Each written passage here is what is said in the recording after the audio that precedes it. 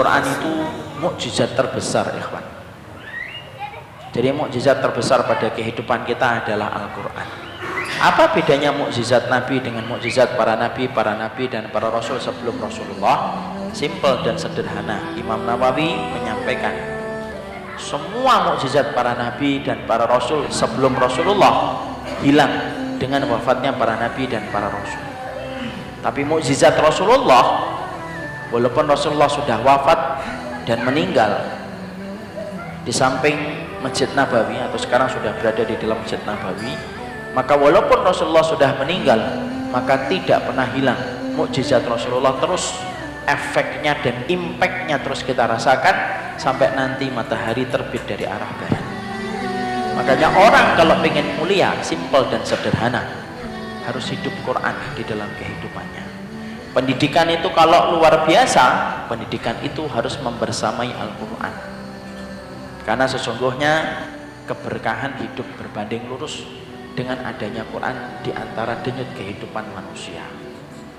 Saya kemarin 2 hari yang lalu ngobrol dengan seorang ibu-ibu yang sedang memperbaiki pola pendidikan dia kepada anak. Beliau punya guru. Nah, guru itu menceritakan kepadanya. Guru ini merupakan salah satu guru memiliki background pendidikan yang sangat bagus. Masalah parenting.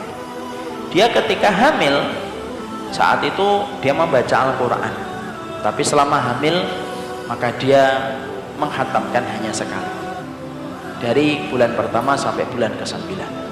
Hamil yang kedua, karena dia mendapati anaknya itu ketika dibacakan Quran itu ada perubahan, maka beliau lalu mengambil kesimpulan, berarti kalau baru 1 khatam mungkin saya harus khatam itu tambah. Kehamilan yang kedua khatam 3 kali. Anak yang kedua lebih baik daripada anak yang pertama kalau bermuamalah dengan Quran. Beliau sudah mulai tambah sugesti dan imannya. Akhirnya ketika hamil yang ketiga, beliau menghatamkan Quran setiap bulan. Dan ternyata anak yang ketiga paling istimewa di antara 3 anak yang lainnya. Dan anak yang ketiga yang paling cepat hafal Al-Quran daripada 2 anak sebelumnya. Rahim yang dibacakan Quran itu beda.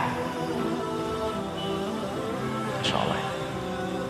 Makanya kemudian orang kalau kemudian ingin hidup bersama dengan mukjizat, yang mukjizatnya itu adalah Al-Quran itu.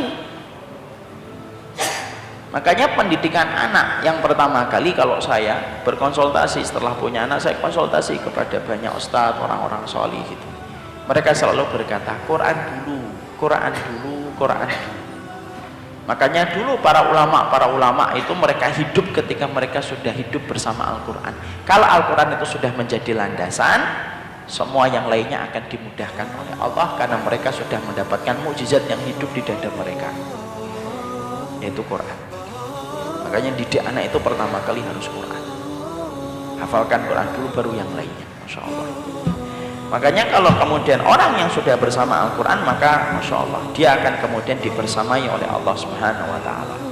Makanya itulah bagaimana mukjizat Al-Quran pada kehidupan kita.